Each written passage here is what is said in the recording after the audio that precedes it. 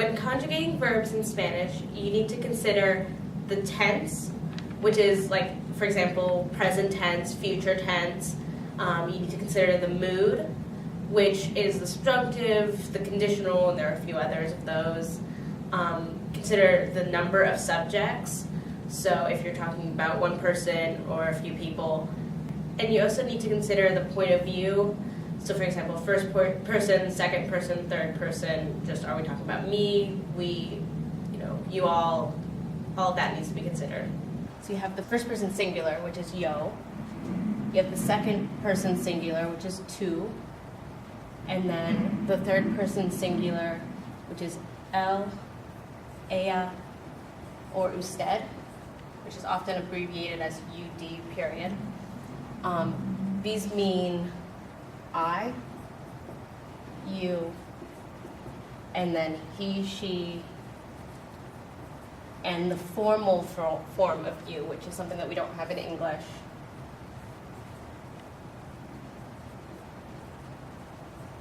In the singular sense. This is all the singular noun or subjects. Then you have your plural subjects, which is nosotros. And this is the we. You have vosotros, which is seldom used in Latin American countries, but it's used in Spain. And that's the plural of you, kind of, in English it would be you all. And then you have ellos, ellas, and ustedes, which again is abbreviated to UDS period. Ellos is they if it's multiple people, if it can be all masculine or it can be masculine and feminine. As long as you have one masculine subject, then you have to use ellos. Ellas is for all feminine subjects, and then ustedes is the formal you when you have multiple subjects. So then when you're conjugating, you take this into consideration of who you're talking about. If you wanted to conjugate verbs in the present tense, then that's taking into consideration the tense or the mood. You take your unconjugated verb, which is called the infinitive. So let's take a regular verb like hablar. You drop the AR here, and then you add the endings, which for present tense AR verbs, you can tell which type of verb it is by the last two letters. It's O, as, a, amos, ais, and then on. So let's say that you were trying to say he talks, which hablar means to talk. So you would have our L from over here, which means he. You take the stem of the verb, and then you would add the ending for the third person singular, which is A. And that would be how you'd conjugate that verb. The other types of verbs that you will have are IR and ER verbs. For an ER verb, your endings are going to be O, ES, E, imos, is, and then N.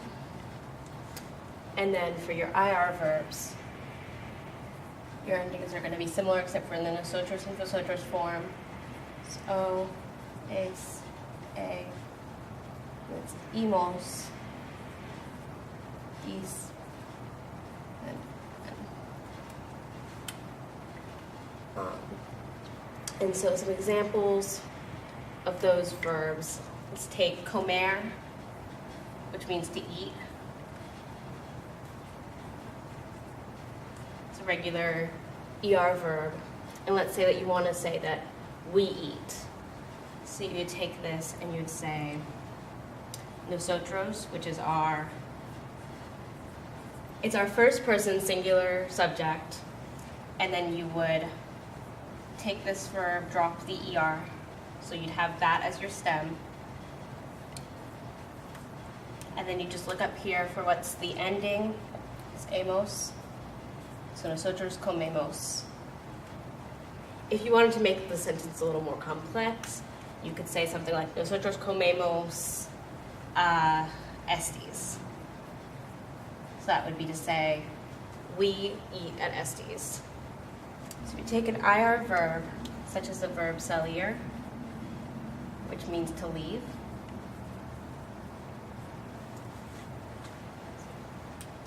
Let's say that you wanted to conjugate this in the U form informally, so that would be our to.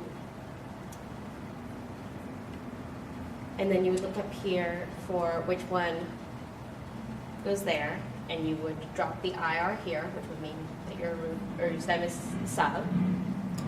And you just go sal, and then add the ending that's up here, sales. So you leave. You could again make this sentence a little more complex by saying you leave Copley Science Center, so tu sales, Copley, something like that, and that would make the sentence a little more complex. That's the basics of conjugating a verb in the present tense.